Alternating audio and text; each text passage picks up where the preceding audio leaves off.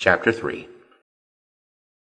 What advantage then hath the Jew, or what is the profit of circumcision? Much every way. First of all, that they were entrusted with the oracles of God. For what if some were without faith? Shall their want of faith make of none effect the faithfulness of God? God forbid. Yea, let God be found true, but every man a liar, as it is written, that thou mightest be justified in thy words, and mightest prevail, when thou comest into judgment. But if our unrighteousness commendeth the righteousness of God, what shall we say? Is God unrighteous who visiteth with wrath? I speak after the manner of men. God forbid, for then how shall God judge the world? But if the truth of God through my lie abounded unto his glory, why am I also still judged as a sinner?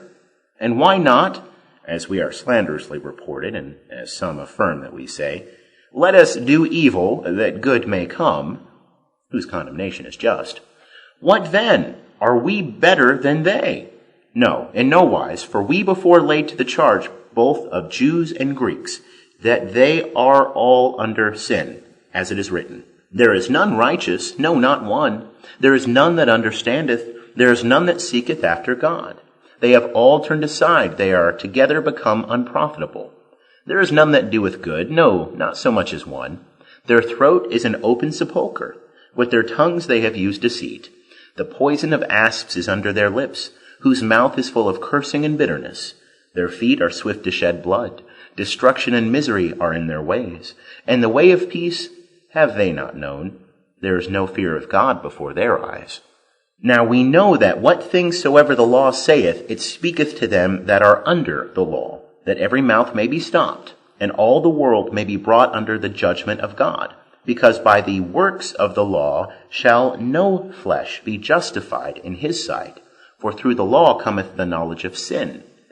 But now apart from the law, a righteousness of God hath been manifested, being witnessed by the law and the prophets, even the righteousness of God through faith in Jesus Christ unto all them that believe.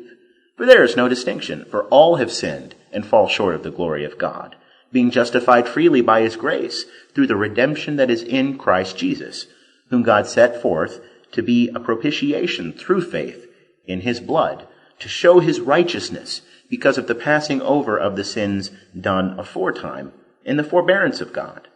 For the showing, I say, of his righteousness at this present season, that he might himself be just, and the justifier of him that hath faith in Jesus. Where then is the glorying? It is excluded. By what manner of law? Of works? Nay, but by a law of faith. We reckon therefore that a man is justified by faith, apart from the works of the law. Or is God the God of Jews only? Is he not the God of Gentiles also? Yea, of Gentiles also, if so be that God is one. And he shall justify the circumcision by faith, and the uncircumcision through faith. Do we then make the law of none effect through faith? God forbid, nay, we establish the law.